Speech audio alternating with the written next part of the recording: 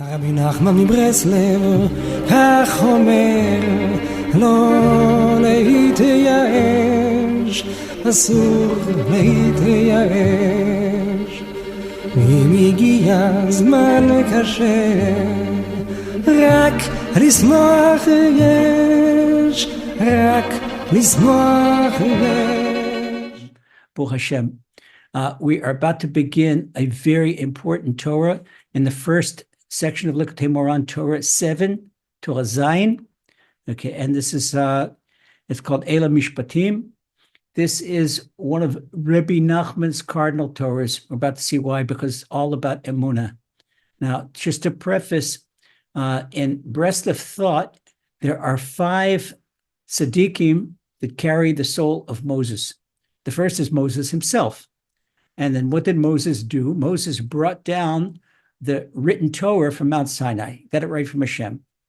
And then Moses passed the baton on to Rabbi Shimon Bar Yochai.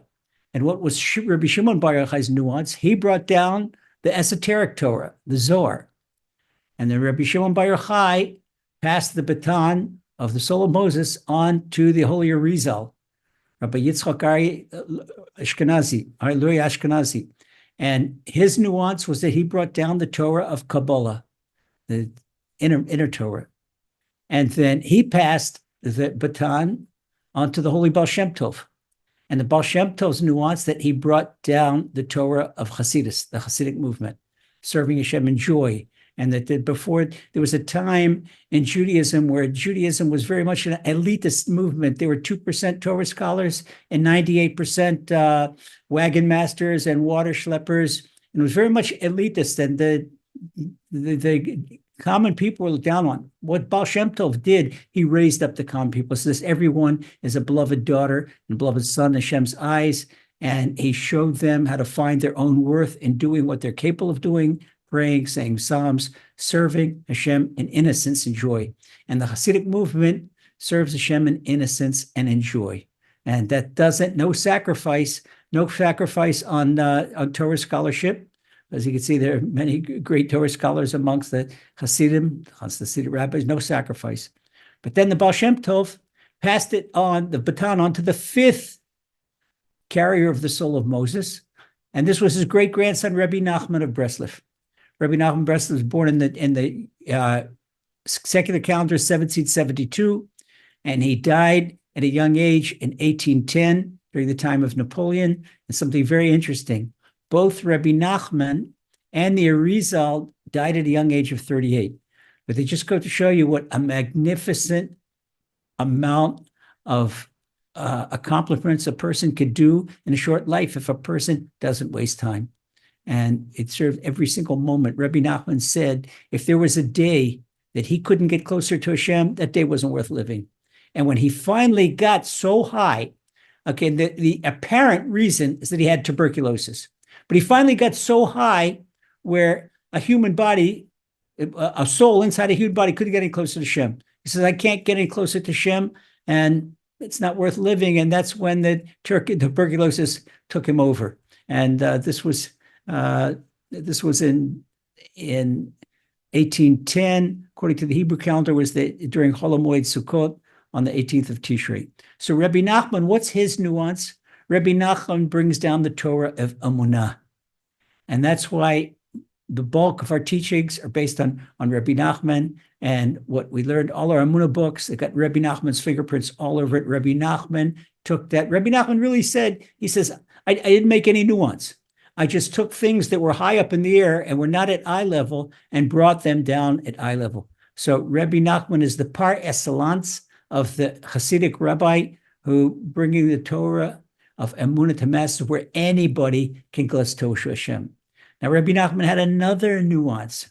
Why are those of us, the students of Rabbi Nachman, were very close with the Noahides? Because Rabbi Nachman himself, he brought all of humanity close to Hashem. Okay, yes, he was a Hasidic rabbi, he was a Jewish rabbi, but Rabbi Nachman brought all of humanity because Rabbi Nachman teaches us that Emuna is for all of humanity. And that's it. The Emuna is the first, it's not only the first of the 10 commandments, it's the first Noahide commandment. and it's for all of us. So here we are in one of Rabbi Nachman's famous Torahs about Emuna, and I'm going to take it slow. We're not racing against time. We just want to learn this in depth because a lot of talk about Emuna. Okay, so what we're learning tonight is the synopsis that Emuna is above nature, and that prayer is also above nature and defies nature. Both Emuna and prayer, they defy nature because they're above nature. Nature is way below them. Emuna and prayer are one entity. Okay, they're actually one. In other words, a person says, "Oh yeah, I believe in Hashem. I believe in Hashem." The barometer of Emuna, if you believe in Hashem, you'll talk to him, is the amount of discourse that a person has with Hashem. Because a person believes in Hashem, you'll talk to Hashem. And by prayer brings a person closer to Hashem and closer to Hashem, closer to Hashem. Last night in the Emuna hour, we had a little parable that said that, okay, if you want to lean on a wall, you have to be close to the wall. And by the same token, if you want to lean on Hashem, you have to get close to Hashem. How does one get close to Hashem? Well, even if you talk to a secular relationship psychologist, we said things that connect two people together are speech communication. So what connects us to Hashem is speech communication. We speak to Hashem all the time, all day long. And if we could have a time to set aside special time to talk to Hashem, that's wonderful. That's wonderful. Rabbi Nachman says an hour a day, but we try whatever we can. So what happens with Emuna and prayer? Since Emuna and prayer are above nature, okay, nature, down below nature dictates there's a natural course of events. And we have laws of nature, laws of physics, that gravity, if you throw something up, it's going to fall down. That's the law of nature. Emuna takes us above nature. Now, below nature, a doctor may say there's no cure to this particular disease. That's below nature. But Emuna and prayer, they defy nature. So since a miracle is above nature, and Emuna and prayer are above nature, then Emuna and prayer, for them, miracles is natural because they're on the same level of miracles. This is above nature and this is above nature. Okay, so they're in the same neighborhood. So if a person lives on a plane of Emunah, above nature, and lives on a plane of prayer, and he's dependent on prayer, then for him or for her, nature doesn't dictate anything. Nature doesn't matter. And this is so, so important because there are so many things that can really bring a person down. If a person lives in Israel today and reads the news, it would be like tying two 100-pound blocks of concrete to each foot and pulling it right down. Okay, so the only way to stay up is with Emuna. Hey, wait a second. I open my Gemara, and the Gemara says everything that my Gemara says is happening right now. And this is the precursor of the Geula, of the full redemption of our people. Now, who's going to do that? That's Hashem. Okay, so I don't care what the government does. And I don't care what the enemy does. I don't care what this was. I do my basic thing. If the siren goes off, I got to go to the shelter. And if someone attacks me, I have to take up arms. I do the basic, what I have to do. But it's all up to Hashem. It's all up to Hashem. Because if Hashem wants above nature, I may lack a weapon, take a broom and the broom will shoot. If Hashem wants, anything can happen. It all depends on our Emuna. That's what we're going to learn. So we start off with something that sounds cryptic. Rabbi Nachman starts off, Lashon Rabbeinu, Zichronim V'acha, Rabbi Natan. He says specifically, since Rabbi Natan, he was the scribe of Rabbi Nachman and his prime disciple, whenever he's saying something in Rabbi Nachman's exact language, he says Lashon Rabbeinu.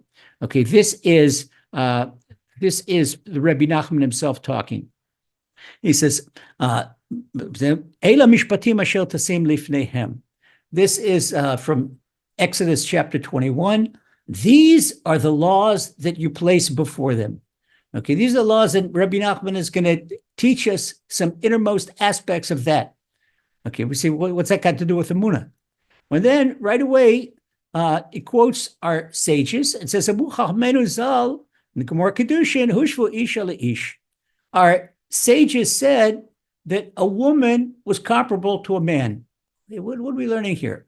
Well, they're talking about monetary law. You have to know that this is the answer to all the chauvinists. In Judaism, women have the exact same rights. A woman can sue a man for monetary damages, for anything damages. The only difference between, in other words, in monetary law and civil law, a woman is the same as a man.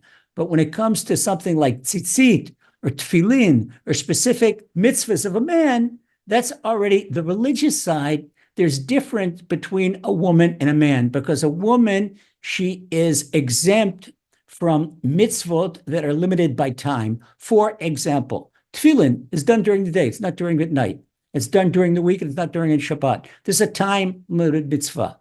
Well, maybe you can ask, well, Shabbat is also a time-limited mitzvah.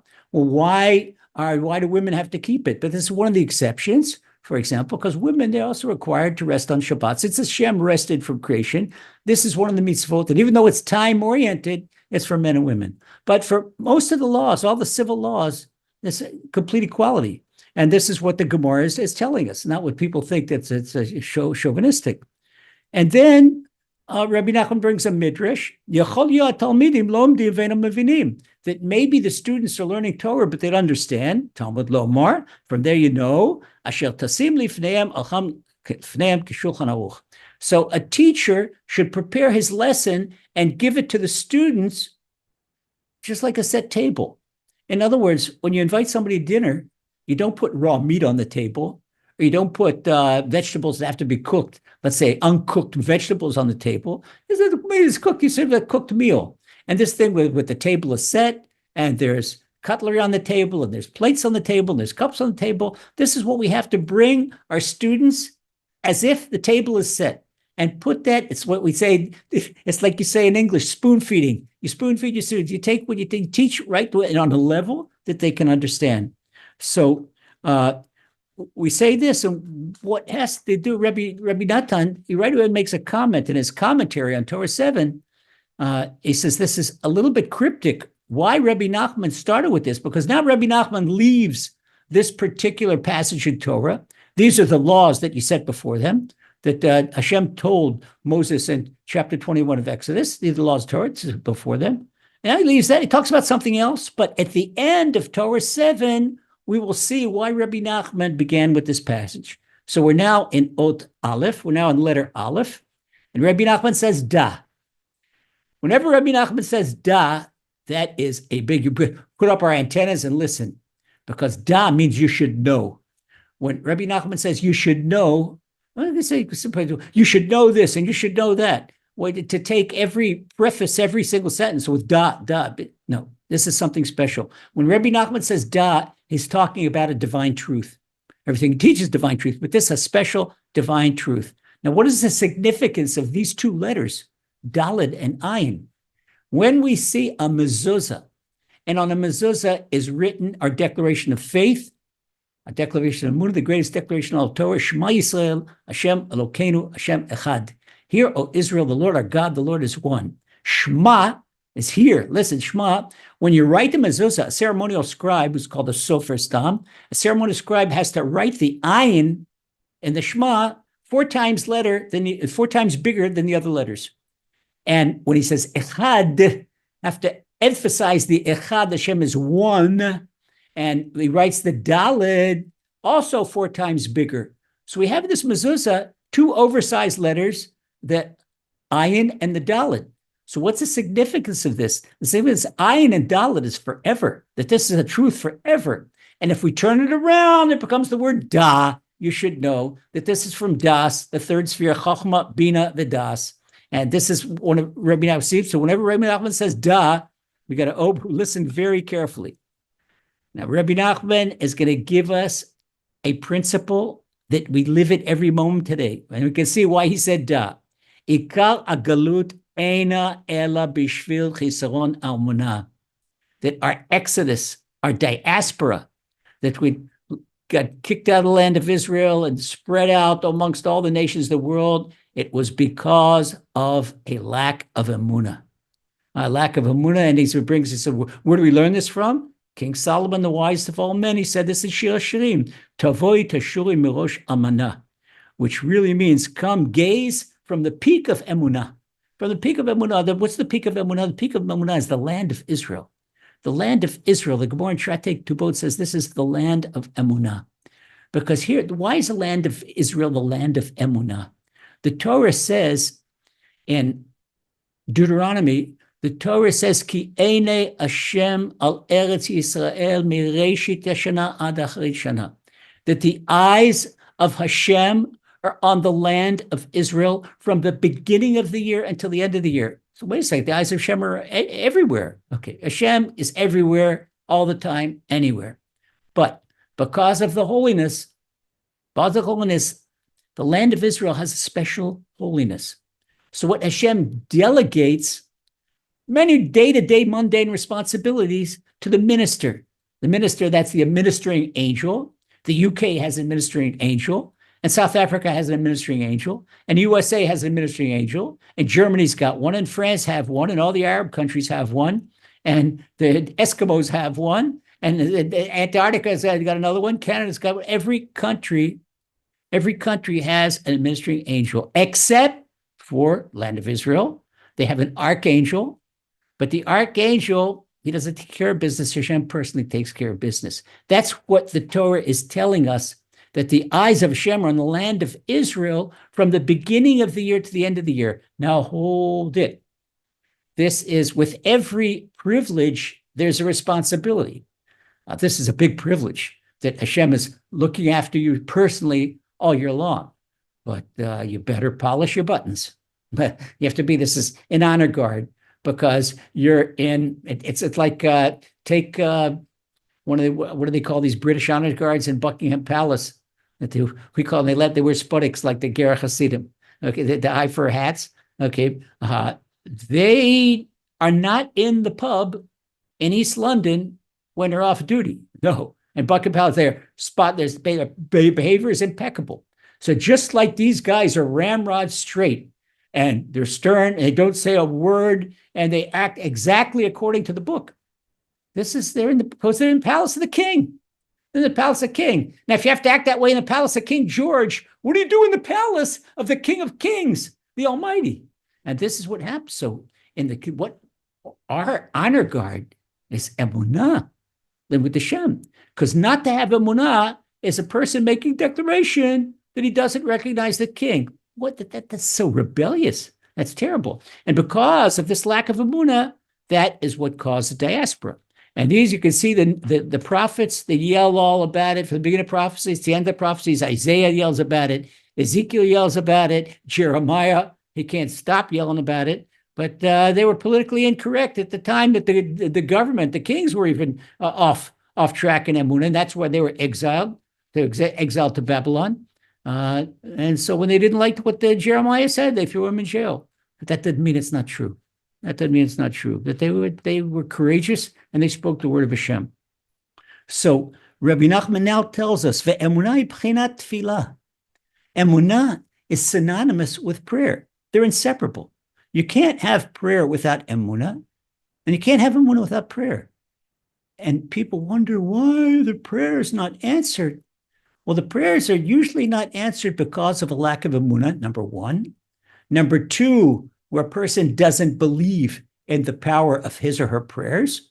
And number three, that they don't believe that Hashem hears them or that Hashem will even answer them.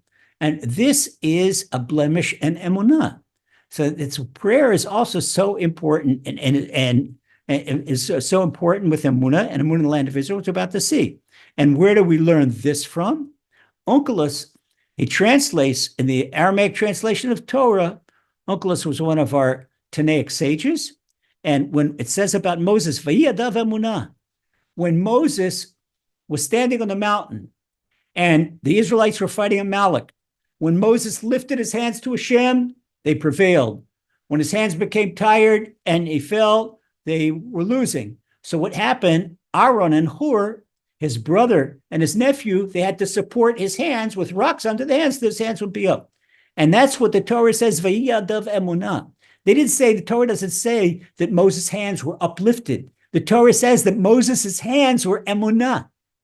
And Onkelos says, Rashi translates this, that Moses' hands were uplifted in prayer. So we have the aspect of uplifting in prayer and emunah. It's the same thing.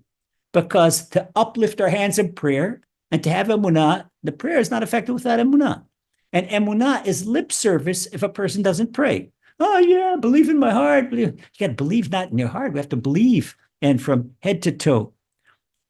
Okay, so we continue on. Rabbi Nachman now tells us something. He tells us what league we're playing in. And he says, Ze b'chinat nisim lemala me'ateva, ki atfila lemala me'ateva, ki ateva mechayev ken, v'atfila meshane ateva, v'ze davar nes, ולזה צריך אמונה שיאמין שיש מחדש ביודו לחדש דבר כרצונו. Wow, I can explain this. Rabbi Nachman says like this. He says that miracles, as we all know, they're above nature. They're supernatural. Okay, you don't have miracles according to nature because there's natural process. If there's natural process, there's natural process. There's gravity, and you throw the rock up, and the rock falls. But to defy gravity, person throws the rock up and the rock keeps on going higher. That's above nature. That's defying nature. It's the same thing with spiritual gravity, which is above nature. Just as material gravity brings things down, spiritual gravity lifts up. And we indicate that. Look at a candle. A candle is still physicality, but is the most sublime physicality. And you can see a candle. Why doesn't on the wick, you have this flame on the wick. Why does the wick fall down? Why does the candle fall down? No, it's flickering up. Now, if you take a bigger candle or a bigger fire, the small candle molds into the bigger candle. Then this is what King Solomon tells us, Ner Hashem Nishmas Adam, that the candle of Hashem, this is the human soul. The human soul yearns to get up to Hashem, yearns to go up, yearns to go up. When we uplift the soul in Emuna, the soul goes up. It's not the body. If the body jumps off, a body goes to the swimming pool in the summer, and the body jumps off the diving board, it's going to go down into the water. It's not going to go up. It's going to fly like an F-16. Not so much the soul. When the soul opens up a prayer book, opens up a book of Psalms and begins speaking to Hashem, the soul goes up and up and up. The prayers go up and up and up. They defy gravity. They go past the ionosphere, past the stratosphere, all the way up to the heavenly throne. And this is why prayer and emunah, okay, they're above nature. They're above nature. And this is what Rabbi Nachman also says. Since they are above nature, v'atfilah meshaneh teva, they have the capability of changing nature. I cannot begin to tell you how many times we've seen this, and in my own life, even way before, a long time ago, when I was a rabbinical student, and I had just finished my first rabbinical ordination. And I was going on for my second one, and I got a call from my sister to come home immediately to America. Why? She says, Dad's dying. If you want to see Dad, you got to come home right. The doctors give him 3 weeks to live. I said, what do you mean 3 weeks to live? He had 4 types of the nasty big C. Talking about cancer, we don't like to say that word, the 6th letter. In Hebrew, we would say 4-letter words or 6-letter words. It begins with a C and an R. But he had 4 types. He had it in his lung. He had it in his blood marrow, and they were transfusing his blood. His body was kicking off the blood transfusions, and he had it in his shoulder, inside the bone, and he had it in his backbone. He was in a bad way. And doctors say if he makes it past 3 weeks, he's lucky, but 6 weeks, no way. I mean, 6 weeks, no way. So right away, what are you doing, Emuna? What do we do? We go to a tzaddik. Rabbi Nachman will talk about the importance of a tzaddik. This past week was Baba Sali's yortzeit. Baba Sali had a secret student that few people know about him. His name was Rabbi Avram Fish, and he lived in Tel Aviv. You look at this guy, Rabbi Avram Fish. He's not alive anymore, Zechat Tzadik Levocha, but he looked like maybe a butcher from the market, a little short guy, and he had his shirt had tobacco stains on it. He used to smoke and chew tobacco, and his home was open to every down and outer in Tel Aviv. He'd had drug addicts sleeping on the floor. He had down and outers. He had homeless people. And he had his wife. His wife, she was a really righteous woman. They had cauldrons on the fire, like army-sized cauldrons, and they would feed dozens of people on Shabbat. These were hidden tzaddikim. Well, he was a hidden tzaddik of Baba Sali. And he made himself like the simplest. He looked like maybe I don't know, some kind of cab driver. If you saw him a cab driver, you wouldn't want to go in his cab because you wouldn't like to take the tobacco stains on his shirt. Well, I went to see Rabbi Fish, and I made it a point to know, okay, Rabbi, don't play. We know who you are. We think we know who you are. Rabbi, I got a big problem. The doctors say my dad's got 3 to 6 weeks to live, and he's got this cancer and this cancer and this cancer. This got all four, and he can't get blood transfusions anymore. So the Rabbi Fish asked me, he says, well, what are you studying? I said, well, yesterday I got more ordination. I now just study. I have one more test, and I had one more test to finish to become a rabbi of a city. It's called kosher. And he says, no. You're not supposed to, that's not your job. You're not supposed to be rabbi of a city. He says, tomorrow you drop it's like a master's degree rabbinical. You drop that and you start learning Gemara from the very first page, Brachot Beit Amud Aleph. And I give your father a blessing that all his diseases should go in the fish of the sea and he'll live a good long time. Okay. So I went home. That's it. It was amazing. So I gave him some charity and left. I think I didn't eat fish for a year after that because he said he sent my father's diseases to the fish of the sea. I said, well, maybe the fish, they got my father. I did about a year till I ate fish again. So went home and I called long distance back to America. Told my sister, and I said, I'm not coming. She said, what do you mean you're not coming? She says, Pop's not going anywhere. And happened big miracles. All of a sudden, the blood came off, and he had to have half a lung removed. He had to have a shoulder replacement, and he had an operation on his back. But he lived for another 9.5 years, and he lived to see his first grandson born. This is prayer. This is the power of prayer. This is the power of tzaddik. This is the power when you believe in a tzaddik, you believe in your prayers, you believe in what to do. The tzaddik told him what to do. This is what we do. And see, I could tell stories like this all night long, where doctors said a person has so much time to live. Excuse me, Mr. Physician, Miss Physician, my Gemara in Tractate Psachim says that Hashem holds the three keys. He says the three keys of life and death, income, and soulmate. Nobody got those keys. Nobody can determine your soulmate. It's Hashem decides your soulmate. Okay, so if a person's not happy in marriage, complain to Hashem, first of all. Okay, do tshuva. And if a person income, I would complain to Hashem. I pray, you should check yourself. But life and death, it's all due to Hashem. So the doctors, I always have arguments with the doctors. Why discourage people? Give them hope. Say, there's always hope. There's always the chance. There's always a chance you're going to beat it. You have to give the patient the Emuna that is above nature. And this we never, ever depress people and to tell them what the odds are according to nature. No, it's above nature. Say this psalm and do this and take upon a commitment not to talk bad about anybody. Do something to get you closer to Hashem. By getting you close to Hashem, that brings you higher and higher and higher above the constraints of nature, and it brings you close to Hashem. Hashem told this to Abraham. Abraham was a master astrologist. Abraham went out and he looked at the stars, and at that time his name was Abram, and his wife's name was Sarai. And he looked up in the stars and he gazed at the stars and he saw he knew exactly the movements of stars, exactly when he was born. And he says, there is no way in the world that Abram is going to have children. And there is no way in the world that Sarai is going to have children. Hashem intervened in Abram's horoscope and he says, he said, get out of your horoscope. Get out of your stargazing. I don't need your stargazing. Yes, under nature, that's it. But we're going to take you above nature. And Hashem gave Abram a letter from his name, Hey, and made it Abraham. And Abram won't have kids, but Abraham will have kids because Abraham has a letter of Hashem's name in his letter, and it brought him up. The same thing with Sarai. Sarai became Sarah. Sarai won't have kids, but Sarah will have kids. And we're all proof that blessing, it's above state. Hashem told Abraham, get out of nature, go above the stars. Forget about nature, don't let it, because what happens with nature? For example, the lawyer says there's no way you're going to win this case. The CPA says there's no way that you're going to have to pay $100,000 in back taxes.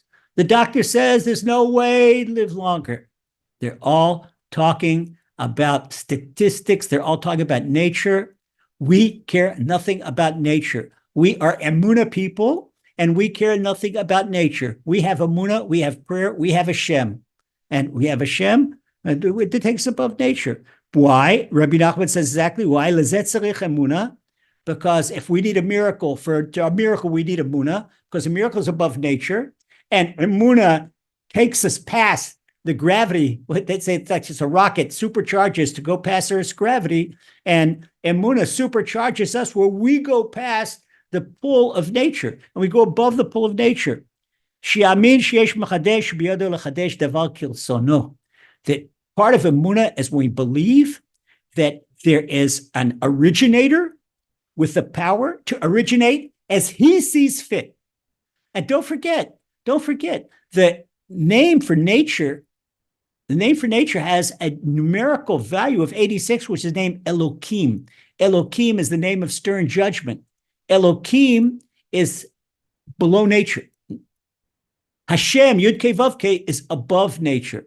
So by Elohim, this is Hashem's concealment in the world, because who made the law of gravity? That's Hashem. That's one of Hashem's laws. Who put the stars and the constellations in their orbit? That's Hashem. Okay. Who makes a law of relativity? That's Hashem. Okay. All the laws of physics, all the laws of chemistry, it's all Hashem. It's all Hashem. It's all Hashem. And they're true. And that's why if somebody's going to learn in university, I always encourage them to learn natural sciences. You're going to go to university? Okay. Learn chemistry, learn physics, learn biology. But if you learn biology, don't learn Darwin. Okay. Learn physiology. Okay. But social sciences, it's all above the social science. They hold no truth, because social science, to understand social science, you can't understand social science without understanding that there's a body and a soul. For example, if you have a psychotherapist or a psychologist or a sociologist that denies the divine soul within a person, what can they do? It's like a Mitsubishi mechanic that's denying that there's an engine under the hood. How are you going to fix the car? You can't do anything. Okay, so this is even though a person learns natural sciences, with Emuna, we go way beyond that. Now, Rabbi Nachman, he had all of natural science in his hand. He knew all the secrets. Well, you see this when we saw this in previous Torahs, when Rabbi Nachman talks about what happens to the heart when a person's under pressure. Rabbi Nachman, he knew the heart better than cardiologists did. You can see this now in the last 2 generations ago. The Shatzarov, the Melitzer Rebbe's grandfather in London, he knew all the secrets of physics. He once went to an astronomy exhibit in Heidelberg, and he saw that there was a mistake, a 2-second mistake in the orbit of the Earth around the sun. He mentioned them. They say, "Oh, Rabbiner," they said to him in German. What university did he go to? He never went to university in his life. Everything was from the knowledge of Torah, the knowledge of Maimonides. Maimonides was also one of the greatest physicians that ever lived. Maimonides didn't learn in university. All his knowledge came from Torah, and he was also the personal physician of Saladin. Okay. So now Rabbi Nachman continues. So we said that a person that holds on to Emuna, that he's connected above nature, and with above nature, Hashem does with nature. Nature's a toy in Hashem's hands. Hashem wants to use it, use it. Some doesn't want to use it, doesn't use it. We all seen miracles in our lives, things that are so unlikely, and all of a sudden they happen. You can never believe they happen, but they do. Go a step further. Next paragraph, Rabbi Nachman says, Ikar Emuna, Pchinat Tefillah, Pchinat Nisim, Eino Ela Be'eretz Yisrael. We mentioned in our preface that the main point of Emuna, where do you find Emuna? Where do you find miracles? Where do you find prayer? In the land of Israel. That doesn't mean that there's not Emuna and prayer outside the land of Israel. Because when a person is connected with Hashem and connected to Emuna, he connects to an aspect of Eretz Yisrael, because Emuna is like an aspect of Eretz Yisrael. On the contrary, if a person is here in Israel and he's not connected to Emuna, then it's like he's in Uganda or in the Ivory Coast or somewhere far, far away, Madagascar. He did not.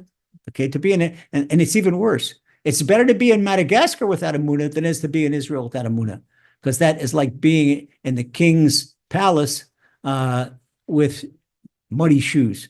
or with a soiled shirt. And that, you understand all current events, understand all the problems that Israel has in the international arena, it's all because of this, because of the blemish of Emuna in the land of Israel. There cannot be a blemish of Emuna in the land of Israel and people have it hunky-dory. It doesn't work like that. It doesn't work like that. So we see, Rabbi Nachman says it's right here. Now, we learn this from King David, says this in Psalm 37. He says, Shechen eretz u'ra'eh emunah. He says, if you live in the land of Israel, you're like in a pasture of emunah. You're like a sheep, just like a sheep is eating grass in the pasture. Living in Eretz Yisrael, living in the land of Israel, is like being a sheep in a pasture where the air you breathe, it's like eating the grass, but the air is full of emunah. The Gemara in Tractate Ketubot says this, that the atmosphere of Eretz Yisrael, it makes a person smarter in Torah. Avil Eretz Yisrael machkim. There are many young men that they did succeed in yeshivas outside of land of Israel. They come to land of Israel, and all of a sudden they had big success. And this is the secret why. And because Rabbi Nachman says, what was King David referring to? He says, the land of Israel is where the prayers ascend.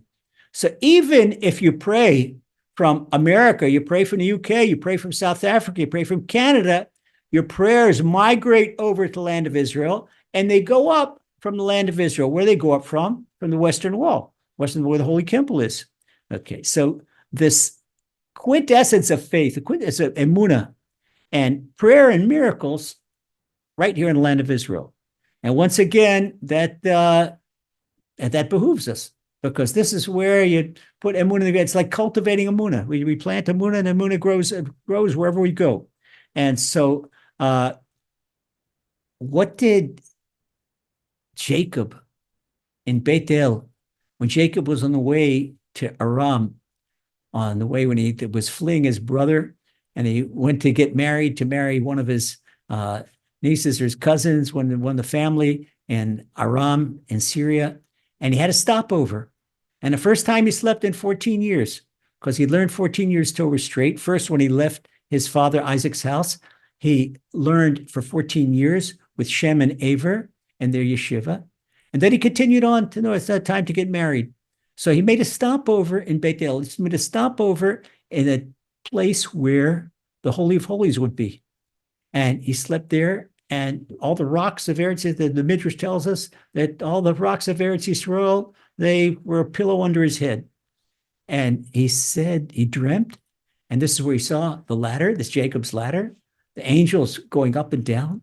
And when he saw that ladder, he said, this place is the gate of heaven. Kim Shalash Shamayim. This is Shalash Shamayim. This is the gate of heaven. So from there, we learn, the Rabbi Shimon Bar Yochai learns in the Zohar, from that utterance of our forefather Jacob, we learn that the land of Israel is the place where prayers ascend. Okay. So what is the significance of that? Rabbi Nachman explains, Bishvil zeh, shepagam Avram b'ma'edah, v'zeh pagam b'yerushat haaretz shu b'chinat emunah b'chinat tefillah v'haya galut Mitzrayim. Rabbi Nachman explains, if we take Abraham, the first monotheist, Abraham was the father of Emuna. But Hashem judges the tzaddikim so exactly, not with a fine-tooth comb, with a micromillimeter. Okay. And so before Isaac was born, and Hashem promised Abraham that he's going to inherit, his offspring is going to inherit the land of Israel. And he says, how do I know, Hashem? Oh, he said, B'meida. Hashem says, Yado Teda. He said, I'm going to know, Hashem. Oh, you're going to know. Because of that utterance, that caused the exodus to Egypt. Because of that utterance, and this was for someone else, it'd be a mitzvah. For Abraham, it was a blemish in Emuna. When he questioned Hashem's promise, how am I going to know, Hashem? How do I know that you're going to keep your promise? How do I know this is true? Okay, Hashem, you'll find out. He says, Abraham, you'll find out. Your offspring are going to go down to Egypt. And in Egypt, they will learn Emuna, and nobody's going to ask questions, because when it comes time to leave Egypt, we'll leave Egypt. So this questioning Hashem in the slightest, once again, we're talking about Abraham. We're talking about it's a big difference whether an F-16 makes a 1-minute mistake in navigation, or a donkey or a mule makes a 1 minute mistake in navigation. Okay, if a donkey makes a 1 minute mistake in navigation, you're going to be one street away from where you want to go. If an F-16 makes that could be the difference between Tel Aviv and Damascus. It's terrible. So we're talking about Abraham's level of Emuna. On Abraham's level of Emuna, for this, asking Hashem, this was a blemish. Okay, for a normal person, this would be no blemish. Okay, just the fact that Hashem is revealing himself to him, this is already something fantastic. So this caused the descent to land of Israel. Now, from this, Rabbi Nachman learns that a blemish in Emuna causes the exile from land of Israel. It happened by way in back in Abraham's time. It happened again. It happened in the first temple. It happened in the second temple. And heaven forbid, we're fighting so much for Emuna. What? Our war now, okay, other people, our war now is Emuna. Emuna, they can't win Eretz Yisrael with weapons, because they know the thing. Somebody says that the government tell us they get rid of terror, get rid of Hamas. Get rid of every generation. This is what they're born. It's their mother's milk. Can I get rid of that? It's what we're going to do. I'm not going to fight Hamas. I'm not going to chase darkness with a stick. I'm going to get rid of darkness with the light of Emuna. So the whole thing is Emuna. Let's say Emuna. With Emuna, we will win the land of Israel. And we will come out of our diaspora. And even though there is a state of Israel, it's still diaspora, because diaspora means that we don't have our prophets, that we don't have King David, we don't have our anointed king, which is Mashiach, we don't have the Holy Temple. So that's not the land of Israel we're talking about, that the end of exile is not the state of Israel. It's the land of Israel. It's the land of Israel where the law is the Torah, not where some civil law that's based on half British law and half Turkish law and half Ottoman Empire law. No, it's not that. And or an American law. That is not it. That is not it. That's where we differentiate, and we differentiate with the people that are that were more patriots than they were. Okay, because throughout history we say, Hashem, return us to Zion. We say it 3 times a day, every day, all year long. Hashem, bring us back in mercy to Zion. What does it mean, bring us back in mercy to Zion? That it shouldn't be the result of a pogrom, or not a result of an inquisition, not the result of a Holocaust. And what's the thing? This is our game plan. If someone wants to shame that, this is what I live my life by. This is what the whole purpose of my life, dedicate my life, that we're fighting this war of Emuna. We're spreading Emuna in order for us to have the land of Israel, the closest to Hashem and Emuna. That this is us, and it's okay. And it doesn't matter if a person is outside the land of Israel, because when you need to come to the land of Israel and it's time for the redemption, the wings of eagles. That's what the prophet says, when the wings of eagles. Hashem's going to put everybody on his wing of eagle. Okay, wing of eagle, doesn't matter what airline. I don't know which airline is a wing of eagle, but it's going to be there. It's going to be there. And so this is the opposite process of diaspora and exile, and this is redemption. Okay, so now Rabbi Nachman says, V'dafka Yaakov v'banav yaldu Mitzrayma. And particularly Jacob, Abraham's grandson. Abraham himself did not go down to Egypt. Isaac did not go down to Egypt. Isaac could not go down to Egypt because Isaac was holy, had a level of holiness even higher than his father, because Isaac was sacrificed on the altar. Even though he got off the altar, he was, for the rest of his life, he was like a sacrifice. He belonged to Hashem, couldn't do anything. So Isaac was not allowed to leave the land of Israel. Abraham went down to Egypt. Jacob went down to Egypt. Isaac never. So we say when a person never left the land of Israel, that he's got the aspect of Isaac. He never left the land of Israel. Isaac never left the land of Israel. So Isaac could not go down to Egypt. But now Jacob paid the price, the grandfather. Jacob had to go. He spent time in Syria. That's where he got married, in Aram. And then he came back, and in Eretz Yisrael, and after Joseph got sold, and there was the famine here, Hashem made the famine in order to take everyone down to Egypt. Okay, so this was Abraham's mistake in saying that, how does he know he's going to inherit the land? Okay, so Jacob and his 12 sons descended to Egypt. Why? Rabbi Nachman says something special here. He says, that each tribe, there's 12 gates of prayer and 12 different texts of prayer, and each one corresponds to each one of the tribes. And Hashem wanted to send down all 12 aspects of prayer, texts of prayer to Egypt. Okay, this is a little bit cryptic, but let's understand why Hashem wanted to do this. Why did Hashem send down? By the way, we have one uniform set of prayer. Either that we have an Ashkenazi prayer or a Sephardi prayer or an Oriental Jewish prayer, Edot HaMizrach, but they're all basically the same thing. We're all basically the same text. In other words, there's no longer 12 different texts. Rabbi Nachman says, when Mashiach will come, a person will know what tribe he came from. Nobody knows what particular tribe, unless a person is a Levite. But most of us are descendants of Judea, because the northern tribes, the 10 northern tribes, they were at the time of Sancherib, before Nebuchadnezzar. They were exiled before the Babylonian exile, and all was left was Benjamin and Judah, and that was the kingdom of Israel. After King Solomon's son, Rehoboam, and during his time, there was a civil war and there was bickering, and that's where the kingdom separated into Israel, the 10 northern tribes, and to Judah, which the 2 southern tribes, Judah and Benjamin. And so Israel was exiled, destroyed, and then was left with Judah. So most of us, why we call Jews, because it comes from Judah.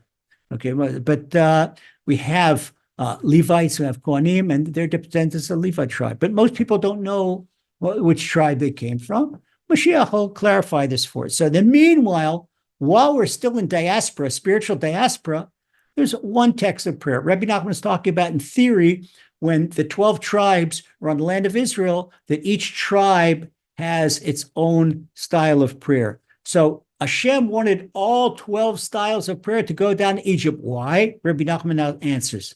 Mitzrayim ifech anisim. Egypt is the exact opposite of miracles.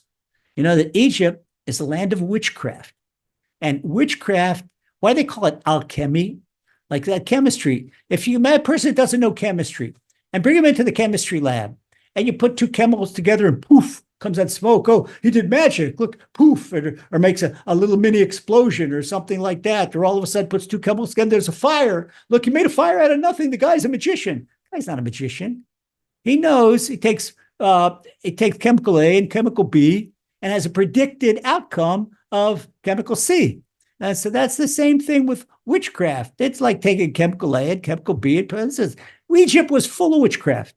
Egypt was so full of witchcraft, it was the exact opposite of Emuna. Egypt had every deity, more than Carter has little liver pills, more than Baskin Robbins has flavors of ice cream. That's how many flavors of idolatry Egypt had. It's the exact opposite of Emuna. So, and esoterically, according to Kabbalah, Israel went down to Egypt in order to rescue the sparks, the nitzotzot, the sparks of Emuna that were buried under all this idolatry, and to bring them back to the land of Israel. That's the whole purpose. And plus, to strengthen us so that we would have the strength in the future. Hashem knew what we would have to go through. This was, okay, even though we got out of Egypt, this was the exodus from Egypt and the first redemption, but there would be other exiles, the Babylonian exile, the Greek exile, and the Roman exile, which was still today, Galut Edom.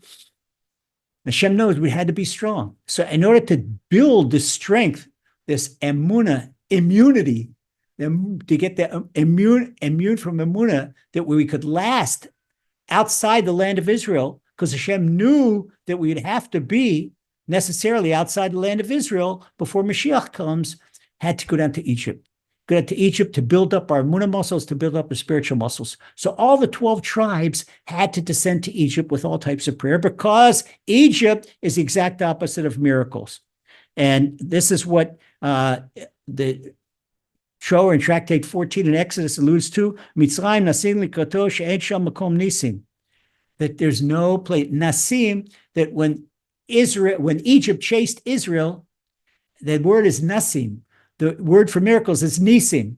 So Rabbi Nachman says this is Egypt chased miracles. It's like they chased them away. There's no room for miracles in Egypt, no room for Emuna in Egypt.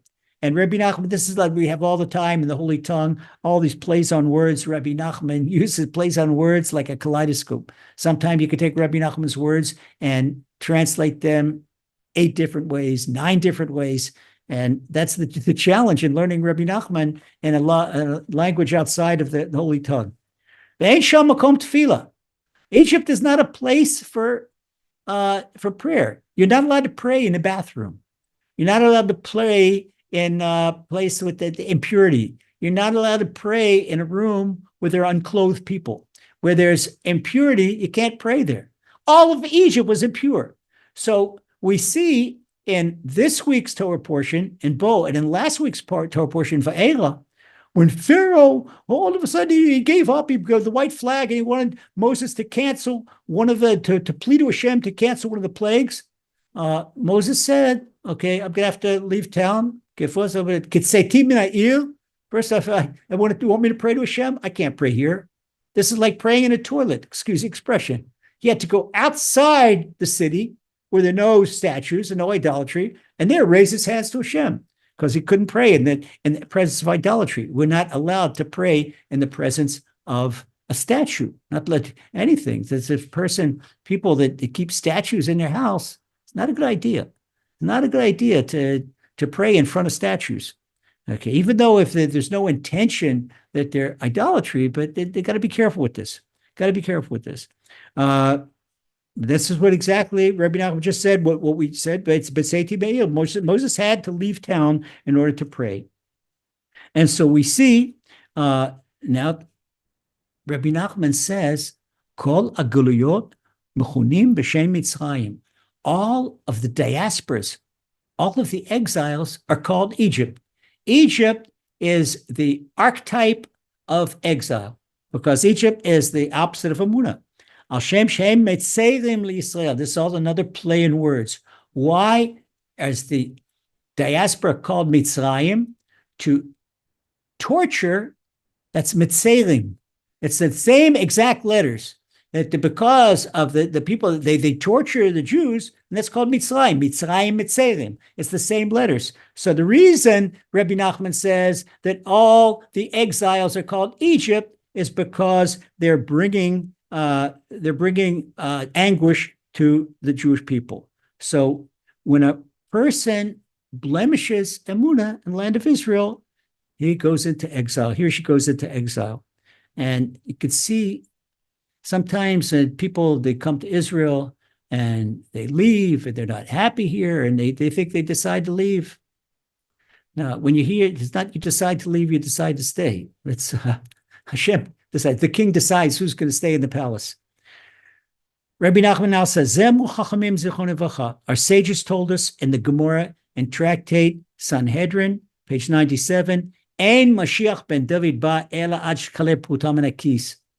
The Gemara tells us that Mashiach won't come until the last cent will be emptied out of a person's pocket. Okay. Hainu sheichlu epikursim. What does he mean by that? The Gemara wants to be poor? No. It's a different meaning. Rabbi Nachman explains the meaning of Gemara, that the pruta is the epikursim. That when Rabbi Nachman says the last cent, he's talking about the atheists. Okay. The atheists, when they don't have any money, they have no faith. Because money doesn't worth anything. What's our most valuable commodity in the world is Emuna. That's the most valuable commodity. So when they don't have anything in their pocket, that is the atheist, that they don't have any Emuna. And that, when they will be finished, you're going to look around, and there's no more atheists around, then you could expect to see Mashiach very soon. And this is Rabbi Nachman's interpretation. It's an inner meaning interpretation of the Gemara over there in Sanhedrin. Okay. What is that? Especially, what does it mean when the atheists don't have Emuna? They don't believe in miracles. You can see all this time. Go in the BBC And the BBC will say, oh, now there's been this scientific examination that at the time where the Jews say that the Red Sea was split, there was a high tide and a low tide, and the Jews crossed the Red Sea at the time of low tide. Come on. This is the epitome of epicursis, of atheism. When they try, Rabbi Nachman explains, when a person tries to take a miracle and explain it in natural terms. No, it's not a miracle. This is a natural course of events. No, it's nothing. And what they try to do is cover up the miracles. They try to put cold water on people's faith. You tell somebody I had a miracle, and the doctor said that the person wasn't going to get better, and he got better, and come along. No, all of a sudden the weather turned good, and maybe you ate something that was good for you, had some special nutrient, something happened to you, and tried to convince a person that he did not have a miracle. Or convince a person all of a sudden, oh, wow, I was expecting to pay this $100,000 to the IRS, and all of a sudden I got a tax return. Oh, maybe the accountant made a mistake at this and that. Take an exact miracle and turning it around. Or else a person, they thought that this person is going to go to jail. No way he's going to win the court. And all of a sudden, it's a lawyer who stutters, can't even talk properly, goes into court, and the lawyer stutters, and he makes a mistake, and the judge understands him the exact opposite, and the guy gets off free. The lawyer wanted to say the exact opposite, but the judge understood the opposite. Because the judge understood the opposite, the guy goes free. And then people, oh, well, but anything was good. No miracle. It's all above nature. And comes along the atheists, and that's what they do. That's CNN, the New York Times. What they try and take, and they deny miracles, and they deny Torah, and they say, oh, this is where the Jews really didn't cross the Red Sea here. They crossed somewhere else, and the 40 years, not really 40 years, and all types of garbage. Can't describe it any other way. All and Emuna, garbage. Excuse me for not such popular, not just nice speech, but garbage. And that's why a person should not waste his or her time reading those websites, because you take a person, an analysis which has as an epicursis, an atheist, and what that atheist writes, Rabbi Nachman will soon teach us. If a person learns what they do, it's like when you accept advice from a person, or you accept an idea from a person, or you internalize an idea from a person, Rabbi Nachman says that's like marriage. That's like marriage, because what happens in the marital union when one partner internalizes a gift from another partner? So just like it's a marriage, this is that marriage. And Rabbi Nachman, he brings proof from the Torah, from Genesis. So when a person brings these foreign ideas into the head, you work so hard in Emuna, so hard in Emuna, so hard in Emuna, and all of a sudden with one double whammy and reading some atheistic news site or atheistic newspaper and bringing those ideas, and heaven forbid, just imagine that Emuna is like a fine glass chandelier. It takes the glazier 3 years to build this fine chandelier. And boom, he's careless, and one knock on the work table with his elbow, and it falls on the floor in smithereens. That's our Emuna. We have to guard our Emuna. We have to take care of ourselves. Okay. So Rabbi Nachman continues, and Rabbi Nachman says that, like I said, Mashiach won't come until we won't see the atheists around. Okay, because the atheists, they try and cover up the miracles, and the miracles happen in the land of Israel. Because the land of Israel, the drinks first, Hashem gives, just imagine that the land of Israel is a princess. The prince eats a little bit. Hashem sends the rain to the world, the water to the world, everything for the land of Israel. Land of Israel takes a little bit, and then the rest of the world gets its sustenance by virtue of the land of Israel. Now, if the United Nations and the people of the world understood this, they'd completely, their attitude toward Israel would be completely different. But since they have this anti-Emuna attitude, this is why, now you can understand why Israel is despised, because we come and we stand for Emuna. And so Rabbi Nachman now quotes Psalm 42, and he says, Tehom el tehom koreh, ki yesh nisayon nisim ilain, she'em b'chinat tehom ila, yesh nisim tachtaim, ve'em b'chinat tehom tata. That there are two types of there are two types of miracles, the upper miracles and lower miracles. The text explanation himself, we're going to hold up right here. God willing, we will continue next week with Torah 7. It'll probably take us 3, maybe 4 weeks to learn it. But Baruch Hashem, this is so important, these principles of Emuna, and this is what the whole ball game is about. Because Rabbi Nachman, this is not parlor ideas, parlor Torah, where we can quote at the cocktail party these nice philosophical ideas. These are ideas that we have to take in our heart to bring us closer to Hashem. And this is spiritual money in the bank. So with that, Hashem should strengthen us all in Emuna. We should all merit to get closer to Hashem, and everybody should have a lovely Shabbat. And we look forward to seeing you next week.